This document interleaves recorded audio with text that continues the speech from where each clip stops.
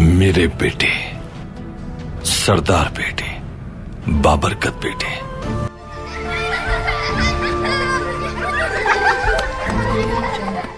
امام نے مسند خلافت کو اس وقت سنبھالا کہ اس سے پہلے کوئی ان حالات سے دوچار نہیں ہوا تھا اور اس کا فتنہ و فساد ہر جگہ پھیل رہا تھا۔ یہ مناسب نہیں کہ تمہارا امام تنہا ہو اور تم اپنی گندم کی اتار چڑھاؤ کی فکر میں رہو۔ ارے یہ تو خلیفہ ہے، انہیں کیا ہوا؟ کیا یہ خلیفہ ہے؟ حسن ابن علی ہیں، ایسا لگتا ہے کل رات سابات میں زخمی ہو گئے ہیں۔ زہر کا ایک قطرہ کسی نہ کسی طرح اس دوا میں شامل کر دے یا پھر امام کے کھانے میں ملا دے۔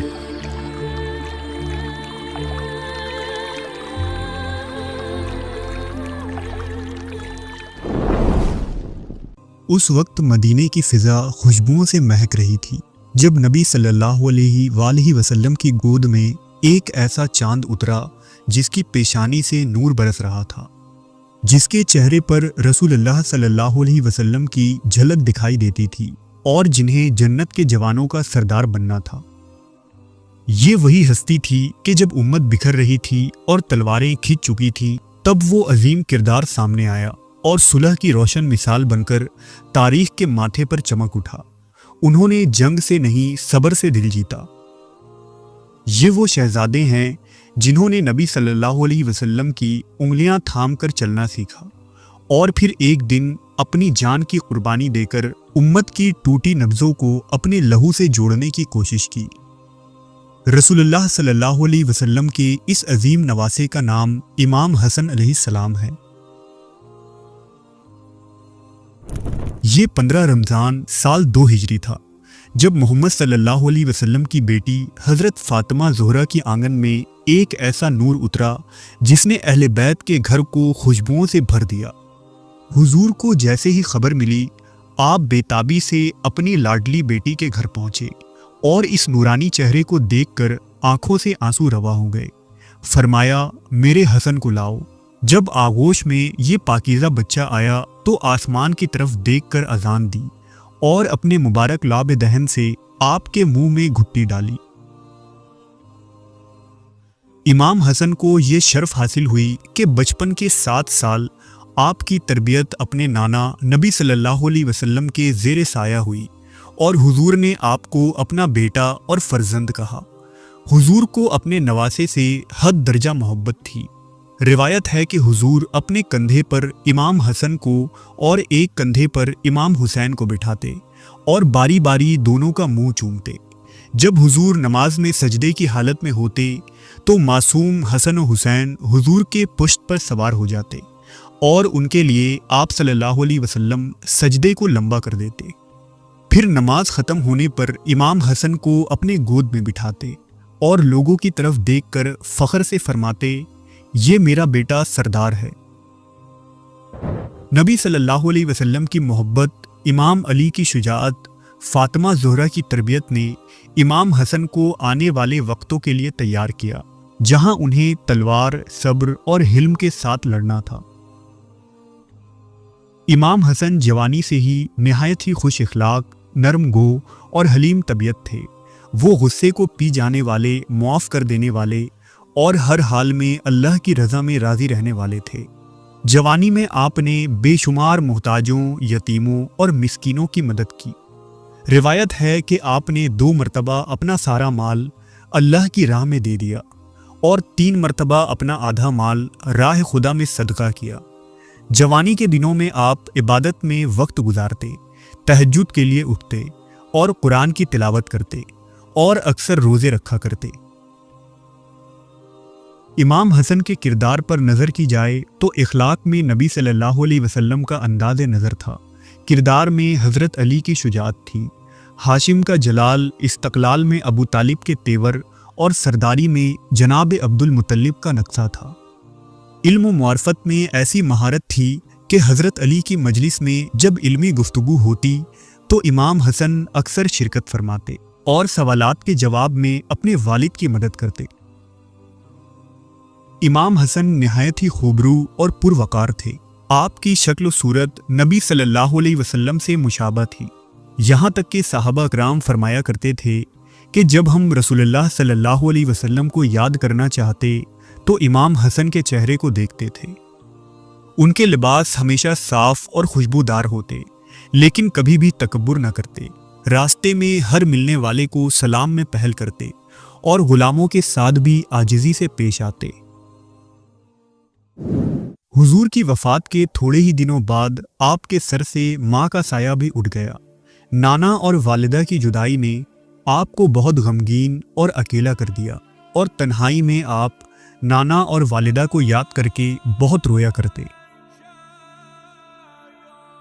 इमाम हसन ने अपने वालिद हज़रत अली की ज़िंदगी में उनका साथ दिया और उनसे हम आहंग रहे, जालिमों पर तनकीद और मजलूमों की हिमायत फरमाते रहे और हमेशा सियासी मसलों को सुलझाने में मसरूफ़ रहे। हज़रत अली की खिलाफत का दौर निहायत ही खून रेज़ था, जब मुसलमानों के दरमियान ही तलवारें खिंच गई थी और हुकूमत और तख्त की लालच में मुसलमान आपस में ही लड़ पड़े थे। लिहाजा 40 हिजरी को मस्जिद कूफा में सजदे की हालत में हज़रत अली पर कातिलाना हमला किया गया। जब इमाम अली बिस्तर शहादत पर थे तो अपने बेटे हसन से फरमाया, ए हसन, मेरे बाद तेरे नाना की उम्मत तेरे सामने तेरे बाबा को गालियाँ देंगी, तुझे गालियाँ दी जाएंगी, लेकिन ए हसन, तुम सब्र करना। और अल्लाह कुरान में फरमाता है कि जब भी दुश्मन सुलह के लिए हाथ बढ़ाए तो सुलह कर लेना, क्योंकि इस्लाम अमन का नाम है। अपने नाना की सुलह हुदैबिया को याद रखना और जहां भी हो सके अमन को फैलाते रहना। इमाम अली की शहादत के बाद हज़रत हसन पर जुल्म के वो पहाड़ गिरे कि आज भी आपको ज़माना तन्हा तरीन सरदार के नाम से याद करता है। इमाम अली के बाद खिलाफत इमाम हसन के सुपुर्द हुई तो उम्मत मुस्लिमा के हालात दगरगूं थे। इराक़ के लोग फितने में उलझे थे और शाम में अमीर मौविया ने खिलाफत हसन से बगावत करके अपनी अलग रियासत कायम कर ली थी। इमाम हसन ने चाहा कि अमीर मौविया को शाम से माजूल करके इस्लामी रियासत को मुनज़्ज़म करें और उम्मत को एक सफ़ में खड़ा किया जाए, लेकिन जल्द ही उन्होंने महसूस किया कि उनके अपने ही साथी खरीदार हो चुके हैं। इमाम हसन पर कई खुफिया हमले हुए, उनकी तलवार तक चुरा ली गई और खेमे पर हमला करके उनके जिस्म पर नेज़े बरसाए गए। इन हालात में इमाम ने देखा कि अगर वो जंग पर इसरार करते हैं तो इसमें सिर्फ उनके चाहने वालों का ही खून बहेगा। लिहाजा इमाम हसन अलैहिस्सलाम ने एक बड़ी कुर्बानी दी। उनके पास लाखों का लश्कर और हामियों के होने के बावजूद उन्होंने अमीर मुआविया से सुलह कर ली और खिलाफत को छोड़ दिया ताकि उम्मत को टूटने से बचा लिया जाए। खुरासान से लेकर मिस्र तक फैले इस अजीम इस्लामी सल्तनत के तख्त व ताज को छोड़ देने की ये हिम्मत सिर्फ मोहम्मद सल्लल्लाहु अलैहि वसल्लम के नवासे और जन्नत के सरदार के अंदर ही हो सकती थी। सुलह हसन एक अजीम हिकमत थी जिससे उम्मत मुस्लिमा को एक बड़ी खूनरेज जंग से बचा लिया गया, लेकिन ये वही कुर्बानी थी जिसने बाद में इमाम हुसैन के खून से करबला में तकमील पाई। सुलह हसन के बाद भी हर शख्स इमाम हसन के जान का दुश्मन बन बैठा था। कई दफ़ा आपको कत्ल करने की साजिशें की गई। लोग सरेआम आपकी तौहीन किया करते थे, आपके बाबा को गालियां दिया करते थे। यहाँ तक कि मस्जिद नबवी में जुमा के खुतबे के दौरान इमाम हसन और इमाम अली को गालियां दी जाती थी, लेकिन आप किसी से कुछ न कहते। और जब दिल हद से ज़्यादा भर आता तो आप पैदल खाना काबा की तरफ जाते और गिलाफ काबा को पकड़कर कहते कि ए अल्लाह, गवाह रहना, तेरे हबीब की उम्मत ने मुझ पर वो सितम ढाए हैं जो अगर काली रातों पर गिरे तो वो काली रातें सफ़ेद हो जाएं, और अगर सफ़ेद दिनों पर गिरे तो सफ़ेद दिन काली रातों में तब्दील हो जाए। ए अल्लाह, मुझे उस दिन का इंतज़ार है जब तू हिसाब लेगा। और फिर इमाम हसन गिलाफ काबा से अपने आंसुओं को पोंछकर मदीना वापस आ जाते। जब दुश्मनाने अहले बैत के दिलों में इमाम हसन का बुग़्ज़ हद से ज़्यादा बढ़ा तो उन्होंने हज़रत हसन की बीवी को अशरफियों की लालच देकर उसे इमाम हसन को शहीद करने का मंसूबा बनाया। लिहाजा एक दिन इमाम हसन की बीवी ने खुफिया तौर पर आपके मशकीज़े में जहर आलूद पानी को मिला दिया और जहर मिले हुए इस पानी को पीने के बाद इमाम हसन को खून की उल्टियां शुरू हो गई। इस जहर के असर से आंतें कट कट कर बाहर गिरने लगी। ये देखकर आपकी बहन हजरत ज़ैनब घबरा गईं और वो रोने लगी। रिवायतों के मुताबिक इस जहर ने हजरत हसन की आंतों के 100 टुकड़े कर दिए थे और 3 दिनों तक उन्हें खून की उल्टियां आती रही। पूरा चेहरा सब्ज पड़ गया। लोग हजरत हसन की इस परेशानी को देखकर खुश हो रहे थे, लेकिन मदीने में नेक लोगों की भी एक बड़ी तादाद थी कि जिनका रो रो कर बुरा हाल हो चुका था। आज मदीने के एक कच्चे घर में जहर में तड़पता ये इंसान कोई और नहीं बल्कि वो हस्ती है जिसे हुजूर अपने कंधों पर बिठाकर बाजारों में घुमाया करते थे और लोगों से कहा करते थे कि ऐ लोगों, ये मेरे बच्चे मेरी आंखों की ठंडक हैं। जिसने इन्हें तकलीफ दी उसने मुझे तकलीफ दी।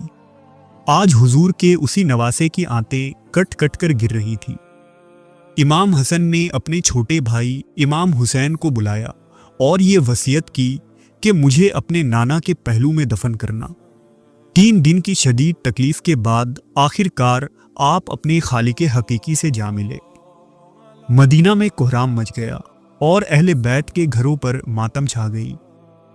जब आप अलैहिस्सलाम के जनाजे को रसूलुल्लाह सल्लल्लाहु अलैहि वसल्लम के रोज़े की तरफ ले जाया गया और जनाजा थोड़े ही दूर बढ़ा था कि इतने में हाकिम वक्त के सिपाही आ गए और कहने लगे कि इस अली के बेटे को हम हुजूर के पहलू में दफन नहीं होने देंगे। बनु उमैया के सिपाहियों ने तीरों की बारिश शुरू कर दी। इस हमले की वजह से इमाम हसन के जनाजे पर भी तीर लगे। इतने में जनाबे अब्बास ने तलवार न्याम से निकाली तो इमाम हुसैन ने कहा कि ए अब्बास, ठहर जाओ। मेरे भाई हसन ने कहा था कि अगर मुझे मेरे नाना का पहलू ना मिले तो जंग हरगिज ना करना, बल्कि मेरे जिस्म को मेरी माँ के कदमों में दफन कर देना। लिहाजा इस तन्हा तरीन सरदार के जनाजे को जन्नतुल बकी में दफन कर दिया गया।